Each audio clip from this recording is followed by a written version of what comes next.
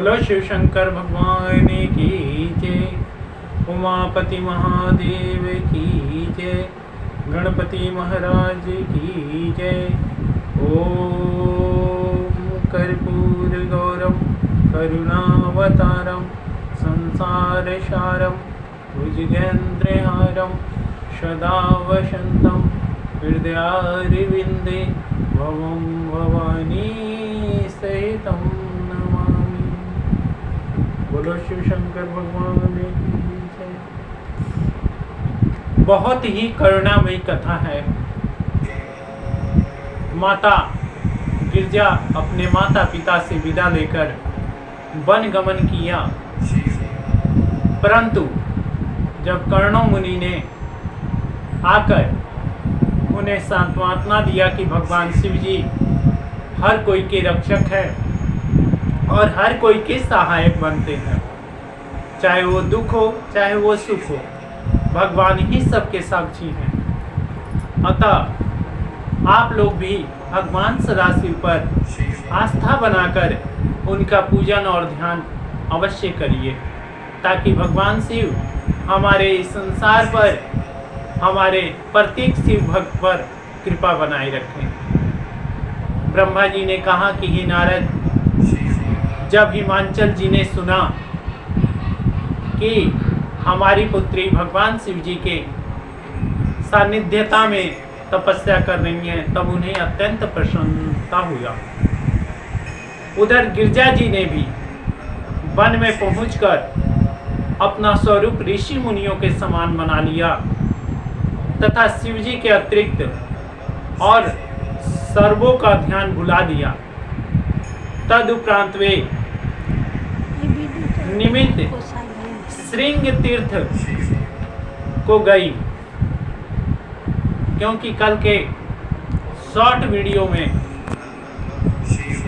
हमने यही आपको बताने की कही थी कि माता गिरजा जी किस पर्वत पर जाकर तपस्या की, कितने साल तक तपस्या किया और उस जगह का नाम क्या पड़ा। सो आज हम इस वीडियो में आपके सामने रख रहे हैं कि श्रृंग तीर्थ को माता गई और उस जगह का नाम गौरी शिखर पड़ गया।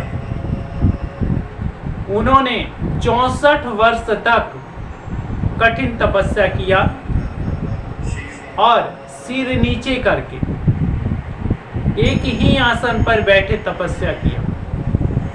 ग्रीष्म काल में अग्नि जलाकर और अग्नि के बीच उन्होंने अपना तपस्या आरंभ किया। ग्रीष्म काल में और वर्षाकालीन में खुले मैदान में बैठकर भीगते हुए उन्होंने कठिन तपस्या किया। शीतल काल में, जो कि बहुत ही हिमाचल की पहाड़ियों में बर्फ से ढकी हुई होती हैं, उस काल में भी वह पानी जल के बीच में बैठकर उन्होंने भगवान सदाशिव का ध्यान किया। जब इस उग्र तप के द्वारा भी भगवान शिव जी उन पर प्रसन्न नहीं हुए और उन्हें फल की प्राप्ति नहीं हुई, तो उन्होंने 1 सहस्त्र वर्ष तक केवल वृक्षों के पत्ते खाकर कठिन तपस्या किया। तदुपरांत 1 वर्ष तक केवल हरी घास और साग आदि खाए, फिर कुछ समय तक केवल वायु ही पीकर माता ने कठिन तपस्या किया। धन्य है माता गिरजा, जिन्होंने भगवान सदाशिव को पाने के लिए इतना घोर तपस्या किया। इस कलयुग में तो इस संसार में कोई भी प्राणी भगवान शिव का नाम भी लेना पसंद नहीं करता, क्योंकि यह उनका गलती नहीं है, ये कलयुग की गलती है। आने वाला कलयुग समस्त धर्मों को आलोक करना चाहता है। इसलिए मेरे प्यारे शिव भक्तों, आप सभी से नम्र निवेदन है कि आप भगवान सदाशिव का सानिध्यता ना छोड़ें, क्योंकि इस संसार में अगर हमें पाप से बचना है तो हमें एक अपने इष्ट का ही ध्यान करना चाहिए और उनका ध्यान धरते हुए इस संसार से विलीन हो जाना चाहिए, क्योंकि इस संसार में कलयुग इतना महाप्रकर्मी है कि यह संसार में वह सभी को ग्रस लेगा और सबको पापमयी बना देगा। इसलिए मेरे प्यारे शिव भक्तों, आप सभी भी भगवान सदाशिव का कभी भी साथ मत छोड़िए। ऐसा उग्र तप करने पर भी जब माता गिरजा जी का मनोरथ पूर्ण नहीं हुआ तब वे हिमाचल पर्वत पर लौट गए और वहां उन्होंने 3 करोड़ पार्थिव शिवलिंग बनाकर उनका पूजन किया और उस पर अगणित पुष्प गिन गिन कर महादेव जी को समर्पित किया। उन्होंने अनेक प्रकार के पुष्प चढ़ाए, धतूर चढ़ाए, बेलपत्र चढ़ाए और दिन रात भगवान शिव जी का ध्यान किया और दिन रात उनका स्मरण किया।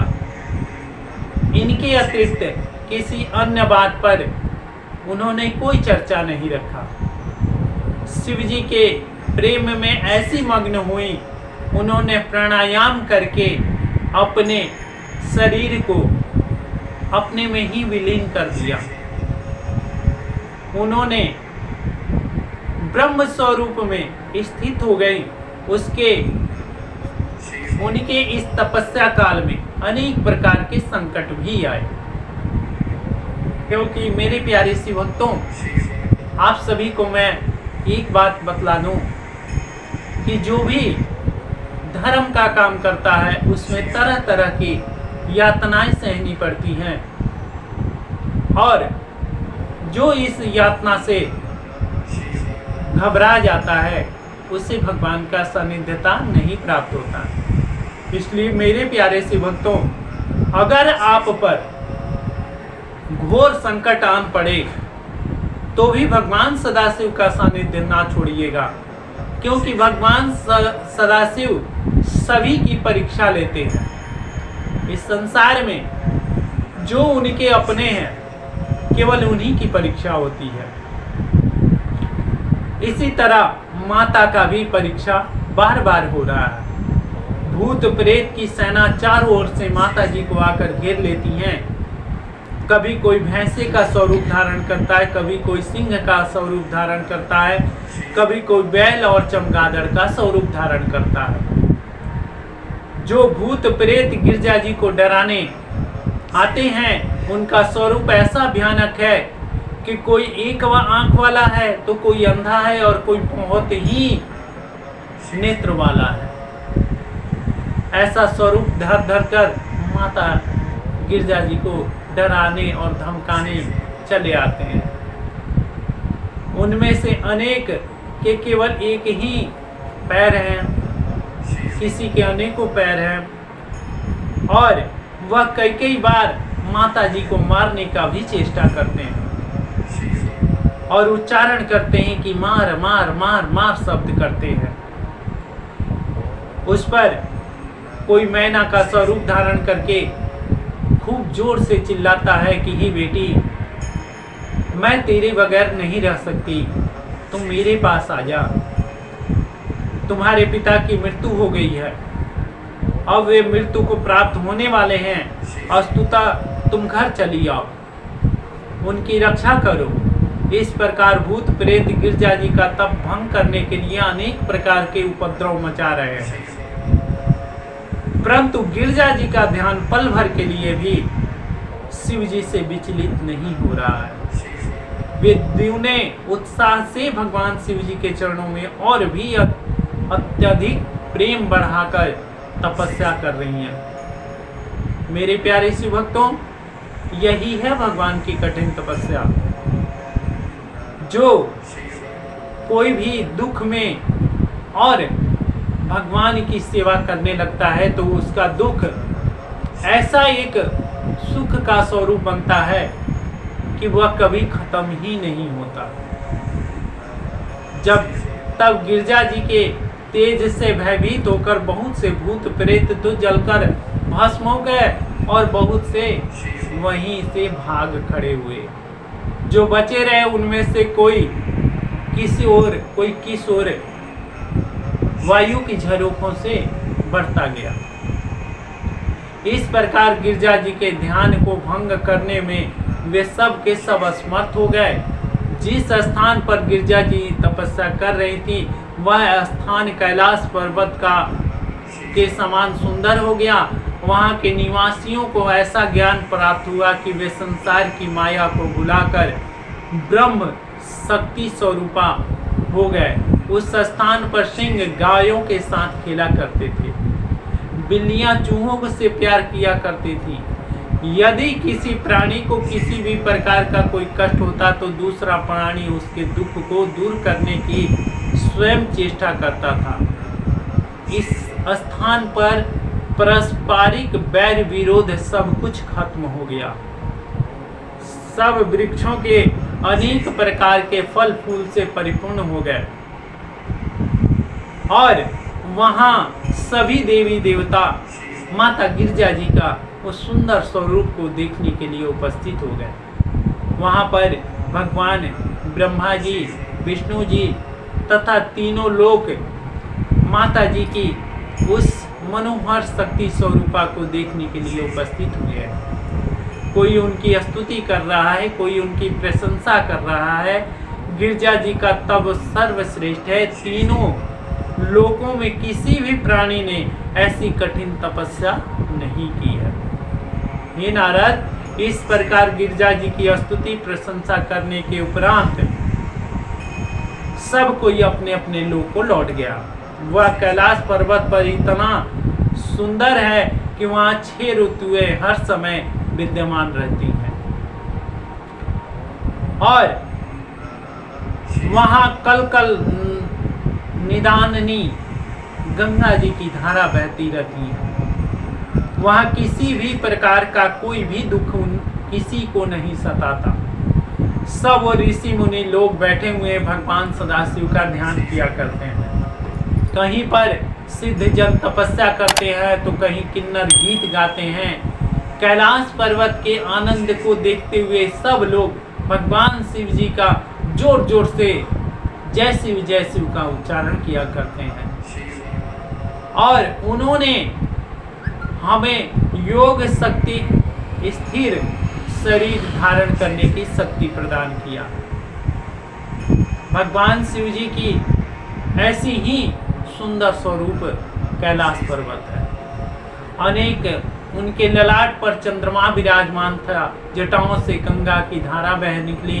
वे अपने मस्तक पर त्रिकोण लगाए हुए थे तथा कानों में सर्पों के कुंडल पहने हुए हैं। शिव जी के इस परम सुंदर स्वरूप को देखकर हम सब लोगों ने पहले तो उन्हें दंडवत प्रणाम किया, तदुपरांत उनकी स्तुति प्रशंसा किया और भगवान सदाशिव जब ध्यान से टूटे तब उनसे प्रार्थना भी किया कि हे प्रभु, माता गिरजा बहुत ही कठिन तपस्या कर चुकी हैं, अब तो उनको आप स्वीकार कीजिए। बोलो शिव शंकर भगवान की जय।